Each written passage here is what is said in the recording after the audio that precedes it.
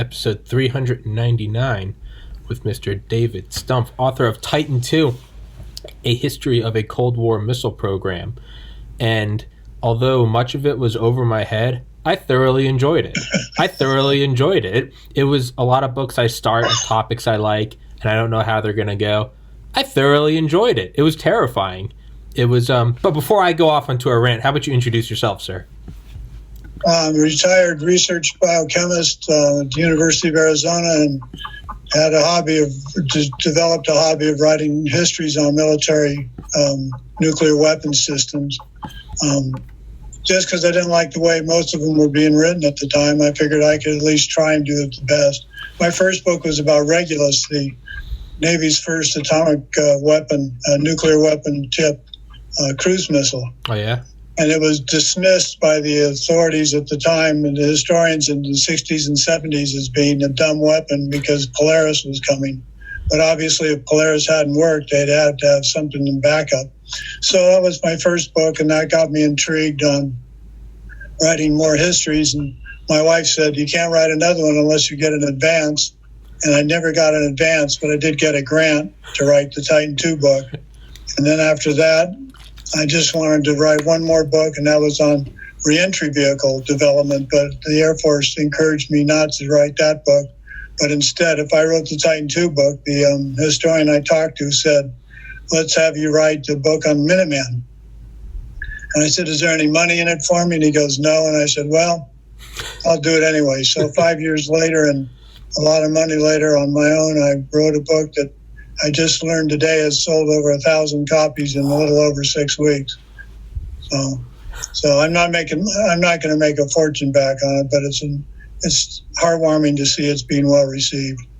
I'll have to grab that as well, and I think I'm going to have you on here a couple times now so we can cover all your books. I didn't know you had written other ones. I was just searching for a missile book. I had read Command and Control by Eric Schlosser, which was very good about the Damascus incident, but it wasn't entirely just about the missiles. There's a lot of drama involved. Right. Well, the interesting thing about Eric, he got a hold of, I was in a 3-year isolated retreat when he wrote his book, and he was stumbling around trying to get a hold of copies of the Damascus documents, which I had provided the Titan Missile Museum with. So basically, due to my energy and making sure the history is well recorded, he was able to write it. One thing, and the only trouble I had with Eric's book was he tended to take, how can I put it? Everything in my books is cited. So if you don't believe the particular statement in the book, you can find the actual document it came from. And that's one thing about Schlosser's book. Nothing in my book is from someone who says anonymous. Yeah. If you don't have the guts to put your name next to what you're saying, then I'm sorry, I'm not interested, no matter how sexy it may be. That's awesome. But that's what makes Titan II amazing. Well, the Titan II book has a lot of personal stories, what I call human interest stories. The Minuteman book, Minuteman was a much different system, and the troops were not that involved with the missile itself, except the maintenance guys. But on a day-to-day basis, the launch control staff never saw the missile, whereas with Titan II, they were living 150 feet away from it. So, I'm in talks. I've been in talks with a guy for about 6 weeks who's currently stationed in Montana in an ICBM silo, active duty. I have to, apparently they're looking at my podcast, and I think they're doing a background check on me. He said he said by May I'll know whether or not he can come on. But they want to make sure I'm not a foreign agent or something. Well, sure. Well, the important thing is what the guy has to say. Yeah. I mean, he has to be careful too, because it's still an active weapon system. Absolutely. Well, good luck. I hope you'll come on board. Me too. With Titan II, I thoroughly enjoyed it because it's one of those things where you kind of hear about these programs here and there, like World War II, you always hear about just these absurd numbers, the 50,000 tanks or 80,000, P-50. Sure. And the mind doesn't comprehend it, like you understand $1, $100, $1,000, but once you get into a trillion, it's all gobbledygook. Yeah. What I liked about Titan II was you see one of these images, like everyone's seen the old pictures, right? You know, the silo opens and the fire, and there goes the missile. It's nuclear war. You see it in Terminator. You see it in all the, okay, yeah, sure. But when you look at it, and at least this is how my mind works, it's like, well, how big is that missile? And you see it coming out, and it's like, well, there's a whole thing underground. And you start looking up, and you're like, there are men who operate that. There are men on shifts. Well, this thing has, and then what? There's more than one. There's two. There's five. There's 10. Yeah. I really wanted to just I just wanted to learn more about it, and I was so happy to find your book because you truly, I mean, from beginning to end, my parents probably think I'm crazy. I finished the book up, and it was probably like 2 a.m. I had my I was on Audible, and I just started clapping at the end. It was 2 a.m. And I was just like, well done. Well, but I'm glad to hear that. Yeah, because there's sort of a sentimental end to it. You know, it's these men and women that are, you know, shutting down this thing they worked on. They're pushing the soil in, and it's, you know, moving the silo top over. But all throughout it, there's just this imagery of like, the first way it will kill you is if it launches and its reentry vehicle hits your city. Right. But then there's a million where it's kind of like what who was it said about the demon core? It's tickling the tail of the dragon. Right.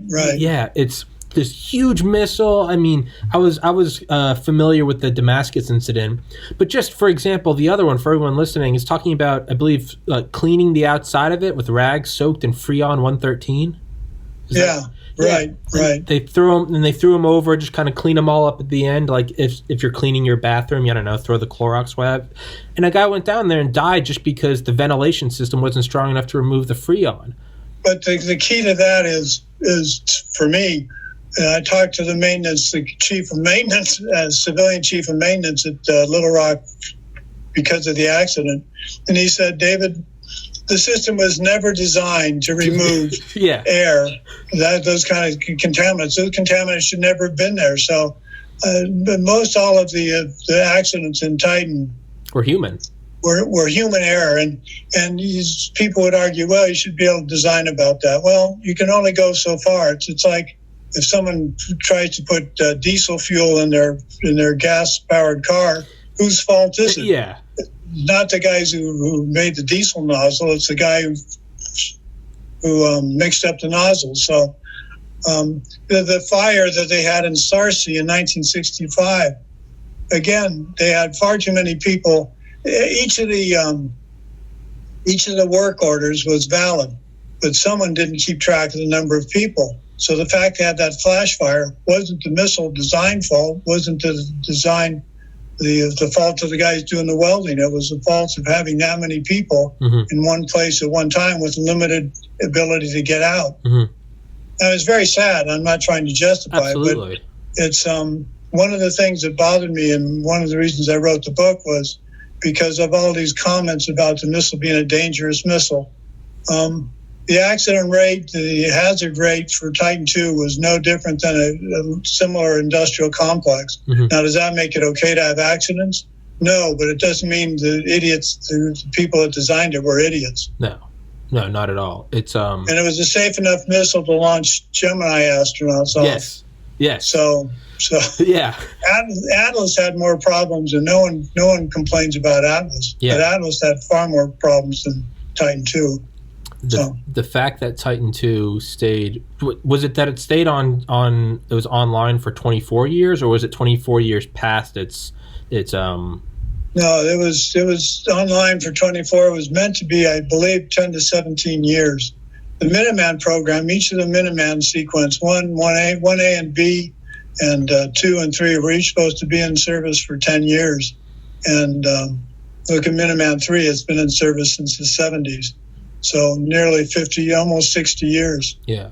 Now it's had things replaced and refurbished. The fuel's been washed out and refurbished, but the basic system is still there. And I think that points to, I mean, again, it's kind of how towards the end of the book, when it was, you know, a lot of people, a lot of civilians or just, you know, bureaucrats, they point to the Titan II as an aging, leaking dinosaur. And it's the fact that it stayed on for 24 years and there was only, 50 of them? 75 of them? 54 in the whole. Shows just how reliable they were and just how important they were. Out of a 3,000 missile arsenal, the fact that you kept these just a handful on, it shows that they held something that nothing else could. Right, and when people are complaining, it's been my observation in life, when people complain about something leaking and stuff like that, they're trying to justify. They're not. It's not something that's as much a problem as it is. They're looking for something to justify. It's like Consumer Reports saying there's not enough chrome on the bumper of a car. Well, who cares? Yeah. Yeah. I mean, frankly. Yeah. So was Titan II dangerous? You bet. Was it a poor design? No. Was it what we needed when we needed it because it carried the single largest nuclear weapon that was deployed on a missile? Yes. Could that weapon make a big hole in the ground? You bet. Was it accurate? Accurate enough for something that big. Yeah. So it filled all the needs. And the fact, in my opinion, the fact that they could refurbish 14 of the missiles, airframes, and use them to launch satellites reliably with no accidents and no loss of, no detonation of the, aborting of the mission, that speaks pretty highly of the design. It absolutely does. It's, yeah, and there's something about that 9 megaton warhead that, to me, the Titan II, I wish it was named LeMay, because it just seems like if Curtis LeMay was a missile, he would be the Titan II, right? He wouldn't be a Sidewinder. He would be a 9 megaton warhead, right? Yeah, I think you're right. Yeah. I think you're right. Yeah. So kind of on a fun note in your book, you actually answered a question. So I always had this, I'm 30 years old now, but apparently I have the mind of a 10-year-old. I'd always had this wonder, what would happen if like the Pope and the president got in a fight? Would their guards protect each other, and would they start fighting each other? And that was a stupid question that I remember asking like 5th grade. My teacher was like, shut up. Well, 20 years later, listening to your book, the vice president, Humphreys, I believe, under LBJ, right, was down visiting one of the silos, and he brought his Secret Service men. And the Secret Service men said, no one can be within the vicinity of the vice president with a pistol. And the missileers were saying, no one can be down in our missile silo with a pistol. And there was this sort of standoff, and eventually there was some weird compromise where the missileers could keep it, but the Secret Service guys could keep it, but they had to take the bullets out or something. Yeah, something bizarre like that. I just thought that was a beautiful microcosm of the pissing contest that is often different divisions of the government. Yeah, I agree. And the pissing contests that are taking place now in Congress. Yeah. Yeah. It's like someone's trying to think of a reason to cause problems rather than to cause a solution. I'm Buddhist by philosophy and actually an ordained monk. Oh, really? And that's hence the maroon color. And I always try and find, how can I put it? I try and find a solution rather than being part of the problem. Mm-hmm. And then that's what really bothered me about all the discussion about you need to get rid of the Titan IIs. Was it time to get rid of them with 1,000 Minutemen? I don't doubt that. The accuracy of the Minuteman was such that you didn't need the kind of bang that would come with a Titan II. But during the time, in hindsight, that's the other thing about my books. I write human interest book. I try to, and I write from historical. Well, what I try not to do is historical hindsight. I try and write from the there and then. And that's what drives me. There are two things that drive me nuts about military histories. First, a history that's written without any citations. And I've come across several of them. And they're beautifully illustrated picture books, but they're of no value historically because there are no dates on the pictures and there's no source for the pictures. The other thing that bothers me is, let me see, I'm losing my train of thought. Citations. Oh, yeah, the writing from a here and now instead of a there and then. It's really easy to go back and say Titan II should never have been built. Yeah. Those propellants were terrible and all that. Yeah, now that you know they were never used, why did we build any of the weapons we've built? Yeah. So it's. I've got to think the Soviet Union and China had a respect for Titan II and for Minuteman. Absolutely. Even if there are only 400 Minutemen left, that's still 400 bombs. I don't want landed on my country. I've often said it, as horrible as nuclear weapons are, there has never been a more peace-inducing invention in the world. Well, I would agree. The unfortunate problem is if someone makes a mistake, it's game over. It's a pretty big bang. It is. Well, what's interesting in all the scenarios, one of the things when I wrote about Minuteman and Titan II was this idea of how close was close enough. And I actually have a lecture I give on that. The think tank people would say, "Oh, the single shot kill probability is this and that," and they never make it over the pole because we never looked at the gravity issues going over the pole. And that's all well and good, but at one point you just have to stop and you have to build the system and do the best you can. Mm-hmm.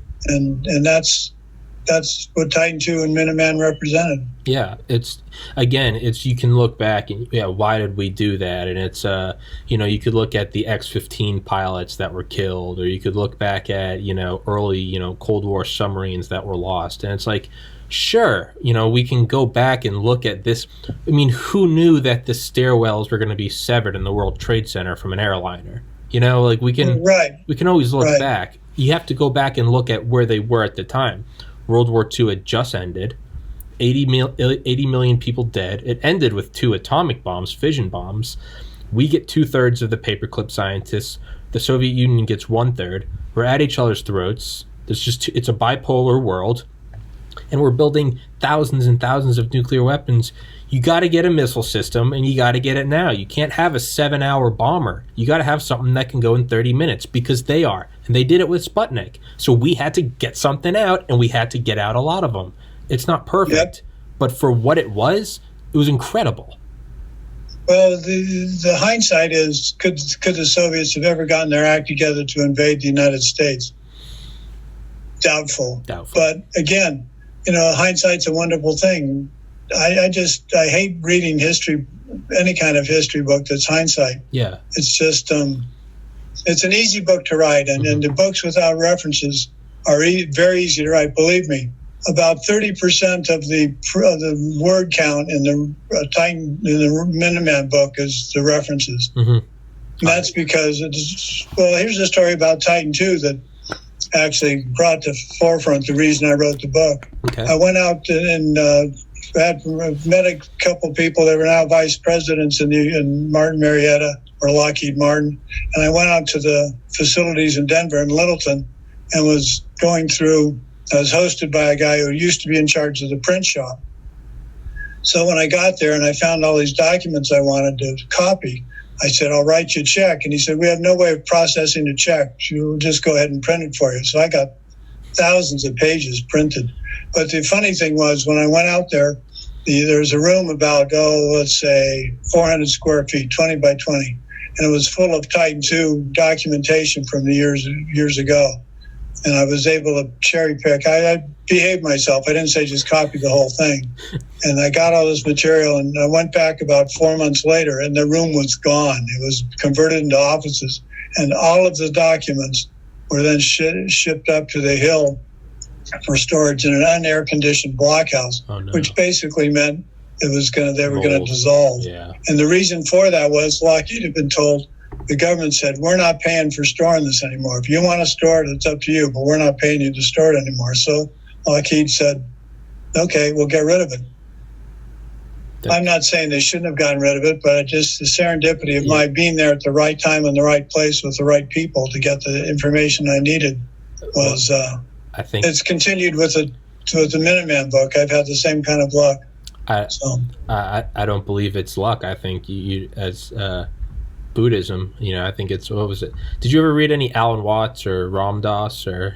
I've read some of Alan Watts, yeah. Alan Watts, yeah. Yeah, I'm basically running both books, especially the Minuteman. I said, okay, if someone has information I have, rather than protecting, there's only one case where I protected some information I had before the book was released, and that took me a long time to get declassified. But everything else, if you called or emailed me and said, I'm interested in this little piece of information about Minuteman, I'd shoot you an email and say, here it is, because that's how I establish the karma in my way of thinking for having people respond quickly to me. So, for instance, this podcast, I could have sat for days thinking about it and weeks, and I'll get back to them. But no, I got back to you right away because that's how it works. If I want that kind of response when I have a need, I've got to respond to others, positive or negative. That's why I responded immediately. You got back to me and you're like, we could do this Wednesday. Normally, I like to push it off. Like if I know an author's going to come on, I'll push it off a week or so I can touch up on it again. But you were like, this Wednesday, and I was like, the gentleman said this Wednesday. I was like, we're doing it Wednesday. Put everything else and went over Titan 2 again, and I got ready. I was like, let's do this thing. I've found it with this podcast. I was talking to someone before this, but I've talked about the sort of profound spiritual insights just from this podcast, learning to treat others well, and the way it comes back in these untold ways that you never imagine happening. Absolutely. And one of the ways was about 100 episodes ago was I reached out to Mr. Charlie Duke, Apollo 16, the 10th man to walk on the moon. And he emailed me back, and he was like, normally I don't do like podcast. He's 89. He's like, normally I don't do interviews, but he's like, something told me to say yes, Tommy. And I was like, okay. Wow. We actually had a beautiful talk. At the end, it got into finding faith or God or assurance in the after. It transformed into this beautiful conversation. And we kind of email back and forth, but it's just like, now I've got a pen pal who walked on the moon. And there's some beautiful insights, but in the same way that the universe has a sense of humor, I love that you're an ordained monk and you also write books about thermonuclear war or delivery systems. There's that beautiful juxtaposition, but it's the reason I wrote these books was not because they blow up people. The reason I wrote it was I think people need to know about the technology. I think people need to understand there are a lot of very patriotic's a bit abused these days, but very sincere men and women that really feel they have a desire and a need to protect our country. Yeah. And that's why I write these books. It's the technology fascinates me. The technology fascinates me in the way that it fascinates me how a mouse works on a computer. You can click on a folder and it opens. I gave up a long time ago. I'm old enough to remember when personal computers just came out, and I thought I'd get into programming, and I took about 2 minutes to realize that's that. I do a lot of complex things as a scientist, but programming's not one of them. Hey, I got into medical school in 2013. I'm smart enough to get into medical school. I played with programming for about 30 seconds, and I realized it was over my head. And I was like, no, sir, this is not for me. But you said that towards the end of your book. You're right, perhaps not patriotic, because that term's thrown around a lot. But it was men and women who sincerely, they took these shifts in literal bunkers in the middle of nowhere, day in and day out, years on end, and they didn't break the chain, and they were keeping peace, and they were. Well, that's what I think. They were preventing. It's not. You could say it's keeping peace. I think preventing war. Sure. I mean, semantics, but sure. But the fact that they knew that if anything, now the key question, Tommy, is whether we would have ever launched. And you just don't know. It depends on the president. They all thought Reagan was trigger happy. This is something that is bandied about in the press and no one really addresses. But when the president decides to launch, he doesn't turn a key. No. He doesn't initiate a launch. He initiates an order. The guys that actually send the order out are in the Pentagon. And from what I understand with the recent past president issues, they said with any president, we have a certain amount of evaluation. If out of the blue he says, let's nuke England, obviously, we're not going to nuke England. If he wants to nuke any particular country, we have to be in a war footing. It can't be a surprise attack because that's not who we are. So, which is good. In Garrett Graff's Raven Rock, as well as I read a book just the other week called The Button. I think it's a fairly recent book, by a former Secretary of Defense. But they go into that topic, and I know Garrett Graff covers it, about how Nixon was drinking heavily in his final days and was very depressed and was acting a little angry. And when he got on Air Force One to be flown home, Kissinger actually told the guy, or gave an order down the chain to the man who had the nuclear football, and said, don't go on the plane with him. And so Nixon didn't know, but he didn't have the nuclear football in his final hours. And in the final days, so preceding that moment, the then Secretary of Defense had ordered, I think whoever was in maybe Strategic Air Command, maybe he was in NORAD, whoever, said if you get an order from Nixon to do an all-out launch, a massive just global strike, said run it by me first or run it by Kissinger first. Because they weren't entirely sure that he was about his wits. And it's frightening that be, and it seems to be in the hands of one person, man or woman, but it's really a chain of command. Yeah, and hopefully it would work. I do know guys that were in the hole when the Arab-Israeli war, the first one, the '67 war, happened, and things got a little dicey when the Soviets looked like they were going to put troops in the area. And he said, much to his pleasant surprise, well, not so much pleasant surprise, but the crew worked just as it was supposed to. It wasn't a matter of, gee, should we really do this? Should we really open the safe? Should we do this and that? And they did it because that's what they were trained to do. Mm-hmm. Yeah. So would people have turned the keys? That's the beauty in Minuteman and Titan II and in Titan I. The double key turn was far enough away that one person couldn't turn both keys. If you ever want to see an interesting film, Twilight's Last Gleaming. Okay. It's Burt Lancaster takes over a Titan I missile complex, and they rig a key turn so they can launch the missiles if they want. And that's fictitious because that could not have been done. Yeah. But in Titan II, they had to be turned within 2 seconds.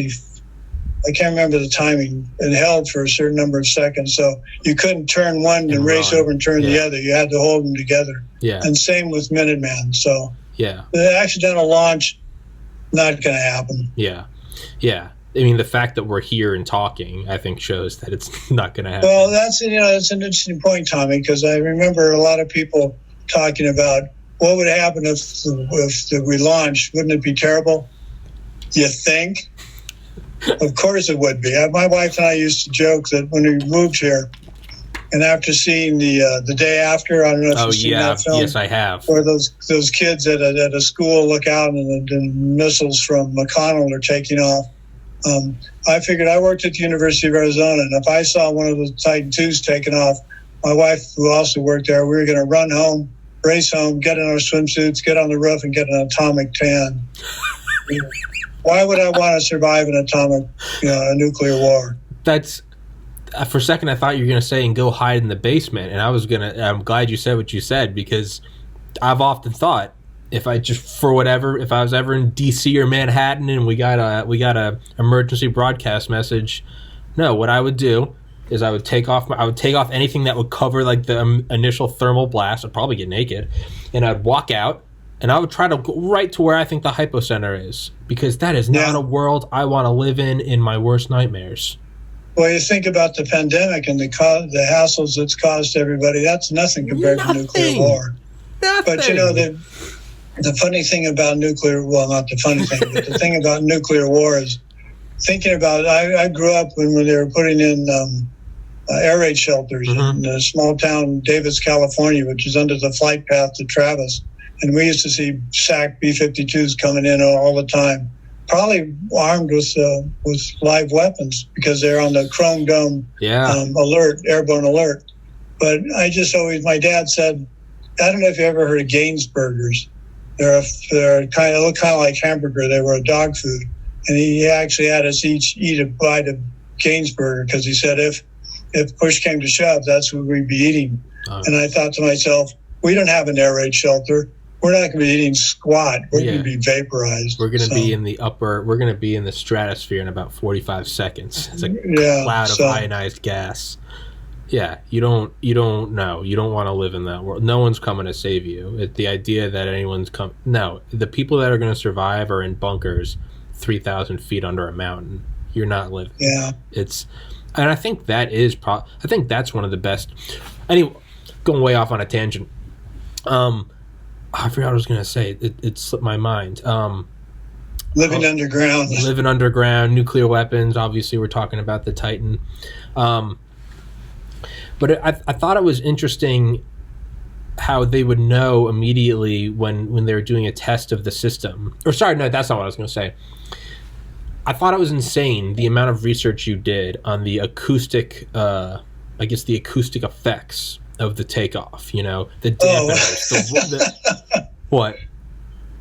No, you're right. Oh. This is pre or early internet. Oh, okay. And I get a hold of a guy in England who's still alive.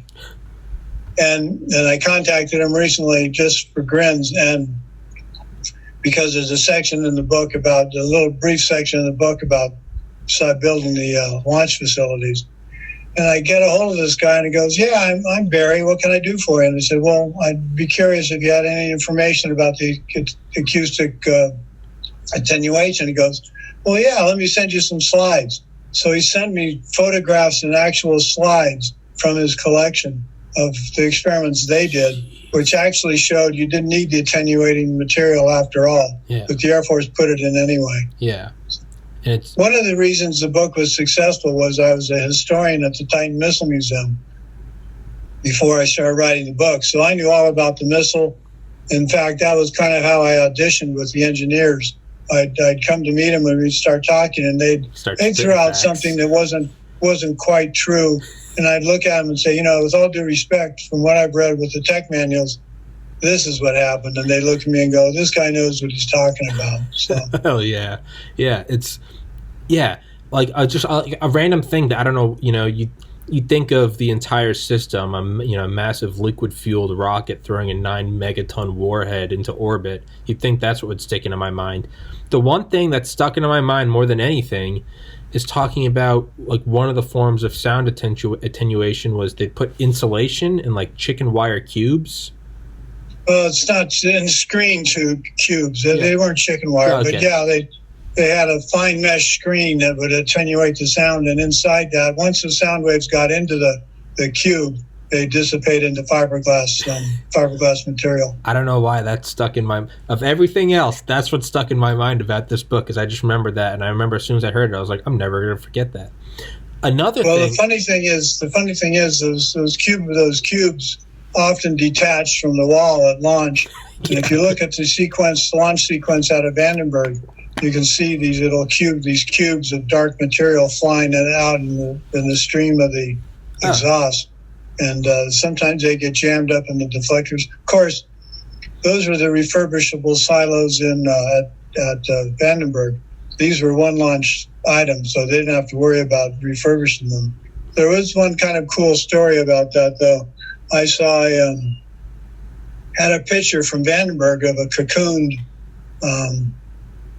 thrust mount spring, and it had the fiberglass coating on it. And if you'd never been to the museum, you'd never know what it looked like. So I got one of my first digital cameras, which had a 790 megapixel memory camera, CCD size, which is trivial now, but it's pretty cool. And I took it and I just stood in the silo and used the camera clicking away until I got exactly the same view as the picture taken at Vandenberg, which I could never have done with film, normal film camera. But that was I really enjoyed doing that because that's the detail I go to. Yeah. No, your book it's wildly detailed. I mean, to the point where I didn't know what was going on. Sometimes I'd be listening to it. They'd be structural piece W1A with a cap, and I'd just be nodding my head like, of course, yes, yes. No one's around to quiz me, so nobody knows that I don't understand what's going on. I loved because Schlosser only went into it at the very beginning of his book, kind of going down into the silo. I loved your detail on all of the safety measures about, like the analog lock, the digital lock, but then there are even little things like putting what was it, like like epoxy filled with like copper wire coating on the safe that made it so if you drilled in and destroy the drill. No, that was. I think you're mixing up. I think I am. The safe was a safe. It was just a heavy, secure file cabinet built at the security level that NSA needed. I think maybe what you're talking is the cover to the butterfly lock. I think so. On the missile, and that was to prevent it. If anybody started drilling through it, it would detonate it would detonate it and cause it to not work anymore. Okay. It would detonate it and make it fail in the locked position instead of the open position. Okay. But yeah, it's just fascinating. Sometimes that backfired, sometimes it didn't. One of the problems they had was with unintended ground shorts to ground that caused so many accidents.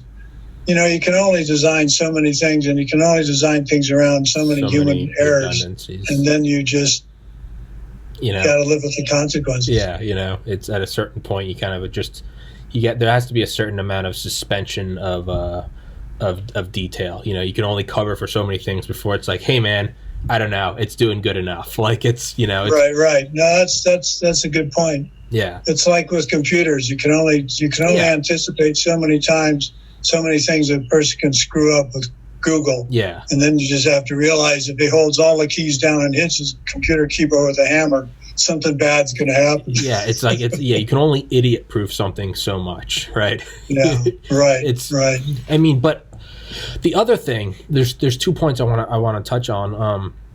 One, not really a point, just the detail again that you put into your book was the extra strength they put into the hydraulics, taking into account if there was a snowstorm or an ice storm. Oh yeah, or dirt deposition. That's an interesting story. We had a lot of the original construction documents from Ralph Parsons in our archive, and so I was going through looking at that, and I found the original tours. There were 2 things in the original tours that made no sense to me. One was that the blast doors were filled with concrete. In Minuteman, they were, but in Titan II, they weren't. And it made no sense to me that would be true. So I took the blueprints. We had a complete set of blueprints of as-built drawings for our missile silo facility. And I took them to a steel jobber in Tucson, and I said, I've done my calculations for how much the steel in this should weigh. And could you just check them? And the guy said, sure, and did a few things on his computer and said, approximately 3 tons. And I said, okay, that's what I came up with. There was no need for concrete. And in Minuteman there was. But the other thing that was interesting was I looked at the silo closure door mechanics, and the blueprint had been copied enough times that it looked like it said 6 feet of soil. The door could open with 6 feet of soil. Well, that made no sense to me. I don't know if you know the angle of repose for dirt. You can only pile dirt so tall before it becomes a pyramid. Mm-hmm. And that's the angle of repose for that particular soil. So it turns out only 6 inches was what could be on top of the door, and it was still closed. So 6 inches got changed into 6 feet by one of the dashes being removed. And people were talking about 6 feet of soil on top of the door, and it's like, no way in God's green earth is that true. Yeah. But yeah, they had to make sure they could open the doors, and after a heavy snowstorm, the snow wasn't so much an issue in Davis Mountain, but Arkansas, believe it or not, they had ice storms and snow issues that they had to contend with. Yeah, I lived in Arkansas for 4 years. Granted, I was 5 years old. I don't really remember it, but yeah, but just a testimony to your book, though. I mean, going in and be like, unless of course there was a snowstorm, in which case it was rated to, in the edges you had different. I was just fast. I was tickled by it, that it was just so well. There was nothing. I wasn't left wanting for any more. Well, that's good. That's why the Minuteman book is 592 pages. Well, I'll have to get that one too and go into it. Yeah, it's available on ebook and Kindle Fire. I think it's $30 instead of $40. But is it on Audible? Yeah, they did. In fact, that's a funny story. So they said for the Audible book, they called me Donald K. Stumpf. I saw that, and I was like, because when I first saw it, I was like, I had a brain fart, and I thought it said Donald Trump, and I was like, Donald Trump didn't write a book on ICBMs. No, and I was like, well, let's put it this way: if he did, I didn't want to read it. It wouldn't be good. Well, that also threw me for a loop, because when you emailed me back, it said David, and I was really confused for a second. So when you were, my first thought was like, when you were like sending me some questions, I was like, I hope I have the right author, because there's really no. I was like, if this guy didn't write a book on missiles, this podcast is not going to go well. I wasn't sure if I got the wrong email. Maybe you wrote a book on like vineyards, and I come in and I'm like, so hypergolic fluids, and you're like, what the hell are you talking about? So yeah. But another interesting thing was, and I wanted to save this, so if you could please explain it, because I re-listened to it several times and I didn't understand it. It was one of the safety precautions.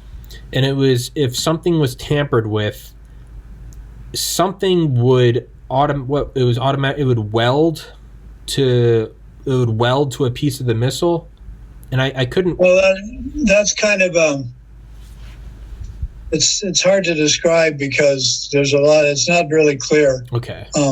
Basically, the butterfly valve lock would be shut in a way that they'd have to take the lock off of the missile to repair it. Okay. So it would drive a pin into the shaft, and that would stop the shaft from moving. So the propellants had valves, 2 valves, one for each propellant. Mm-hmm. And they were called butterfly valves because they rotated. They're a flap, they rotated. Okay. And if the right code wasn't put in the butterfly valve lock and someone tried to launch, it would drive a pin in and stop the valve, the butterfly valve plate from rotating. So they then would have to take the missile apart. Okay. So it's really bad for your career if you futzed around with the combination. Yeah.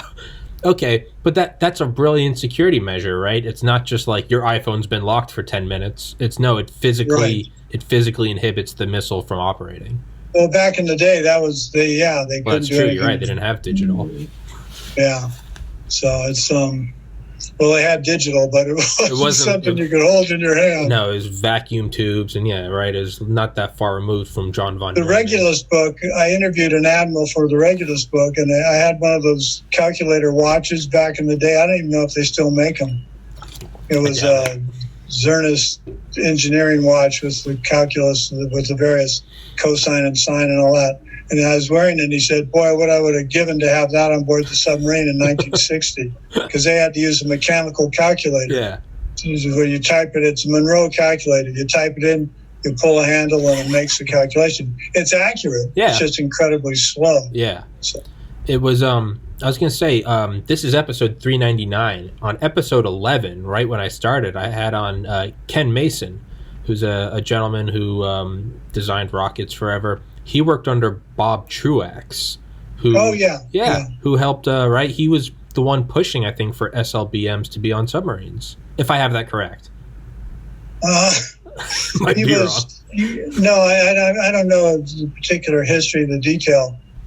One of the things about the Minuteman book that I brought to the forefront, which I haven't heard any whining about, which has surprised me, is one of the chapters says, "From Polaris came Minuteman." Because the Polaris people, the guys who developed the propellants for Polaris, made Minuteman possible. Mm-hmm. And I actually located one of the key people for putting powdered metal into the propellants, which gave it the extra ISP, the specific impulse to make solid propellants rational for a long-range missile. Mm-hmm. Anyway, I came across a letter that was written to another author, who's a friend of mine, and it said this guy's name, and he lived in Virginia. So I tried with been verified or something like that. I tried finding him, and he wasn't in Virginia anymore. There was one with his initials and right age in North Carolina. So because I'm so shy and retiring, I just picked up the phone and I called and said, if this is the guy's name who did this work, I'd be interested in talking to you. And he said, well, it is the right person, and who are you? So it was pretty cool. That's awesome. Yeah. I actually also, the best story of finding people, though, was the guy who designed the Minuteman first two versions of the reentry vehicle for Minuteman.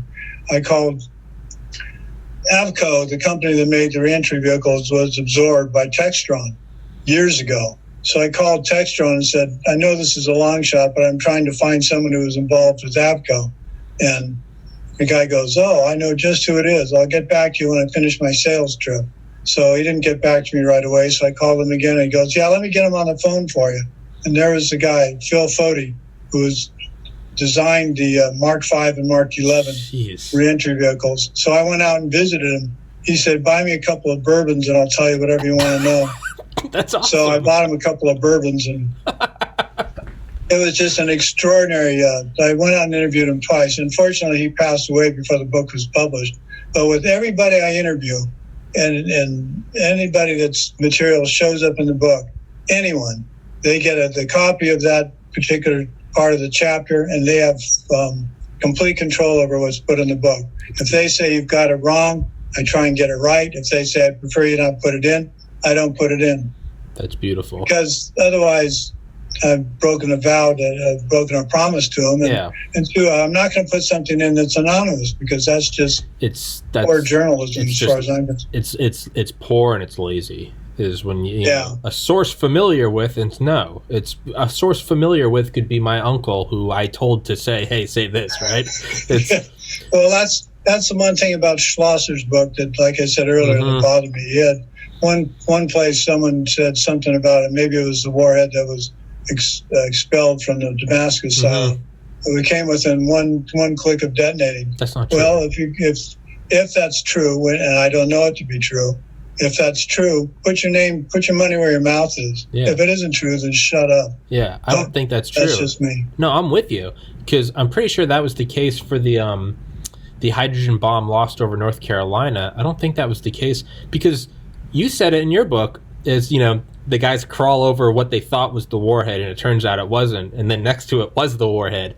But it was a testimony and said just how well the warhead was designed, because they were like, hey, well, see, that's interesting, Tommy. I look at it the same way. It didn't go off. It was well designed. And then everybody goes, it came within one or two switches of going off. It didn't go off. The difference between going off and going off is a thermonuclear hellscape in the middle of Arkansas or a metal cylinder in the road. Yeah. There's no maybe. It didn't go off. I just finished reading the book. If you haven't read the book, the Goldsboro incident. That's the North Carolina one, yeah.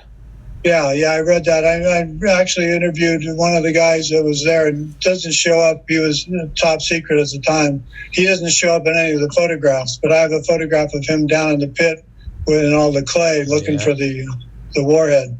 And it was fascinating to see that the team came from wherever they came from and then disappeared wherever they disappeared to. And I actually interviewed one of the guys that was on that team. It was pretty cool. Jeez. He was involved with the design of the reentry vehicle wafers below the reentry vehicle for Minuteman Room 1B. I wish the Air Force didn't ask you to not put out that, because it's the little bit you do go into is so fascinating. I mean, it sounds like something I would write in 5th grade if I was trying to be fantastic. But, it's like you had to have tungsten, which has the highest melting point. But, they were afraid of the tungsten vaporizing. And it's just like, are you kidding me? Like, their fear of tungsten vaporizing. It's a fascinating thing to look at the technology and how incredibly inventive and curious these guys were. Yeah. And one of the critics of my book, reviewing it before the publisher accepted it, which was actually interesting, because they were going to publish it no matter what. But one of the guys said, there's a lot of stuff in this book that can be found elsewhere. He should be taken out and he can shorten his book. And my answer to that was, like with Titan II, I want you to open that book and I want you to have everything you need. If you want a detail, fine. But if instead of saying reentry vehicles are covered in chapter 6 of some other book, as a scientist, that really drove me nuts when you'd look at the back of a scientific paper and it would say, see this other person. They go to there and they see another person. Every time the original source, in fact, one of my scientific papers had a source from the 1800s in it, because that's the guy who invented this thing called Dragendorf reagent. instead of citing somebody's paper from 1968 or 70, I went back and actually found it. It was cosmic to find. It was in one of the British publications. That's awesome. And the guy's name was Dragendorf. Well, but that's why I love your book, is because there's no, Smith et al. For the 1912 book on. No, yours is, short of giving me the ability to construct my own missile, it is from open to close. You don't, I knew some things about it because I have a lot of passing interests. One thing I'd always kind of been interested in was in ICBMs. But the point is if you don't know anything about ICBMs, you can start it and finish it, and you'll know just about everything you probably legally can know about the Titan.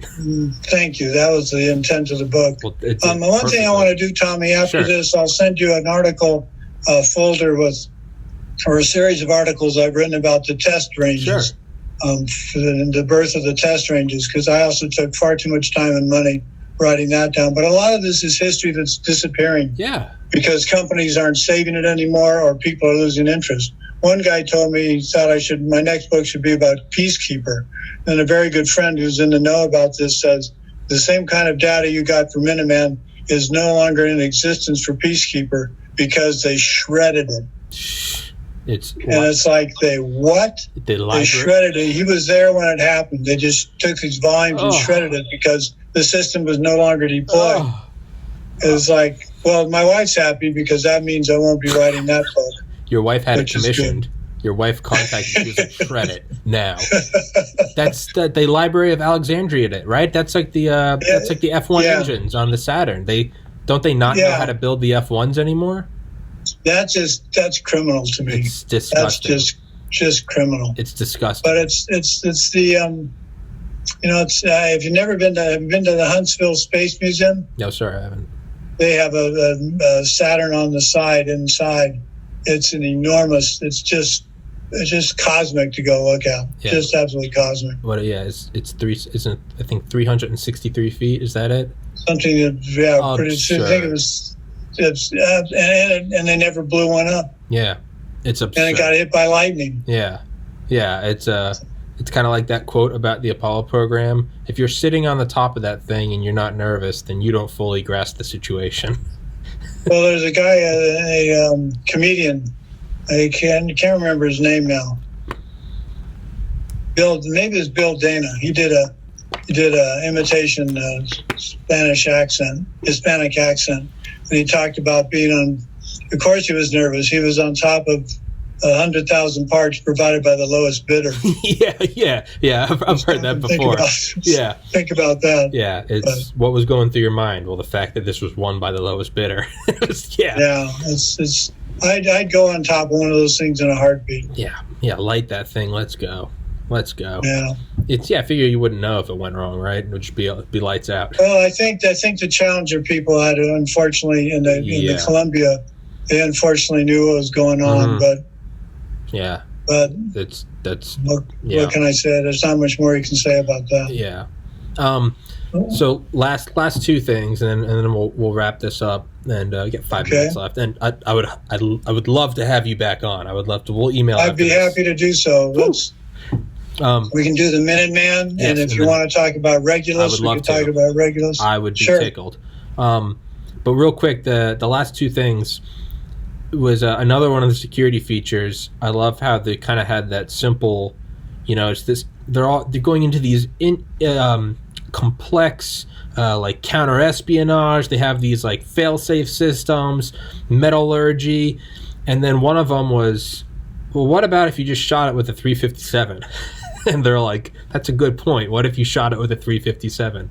And the guy that takes that testing box, for everyone listening, there's this guy that takes a little mock-up box, and he's going to one of the manufacturers, but he's taking it on a plane.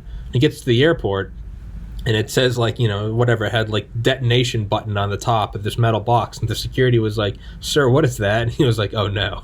So he had to contact the lab or whatever it was, and they had to vouch for him that he wasn't a terrorist, that instead he was just bringing that box. I thought that was hilarious.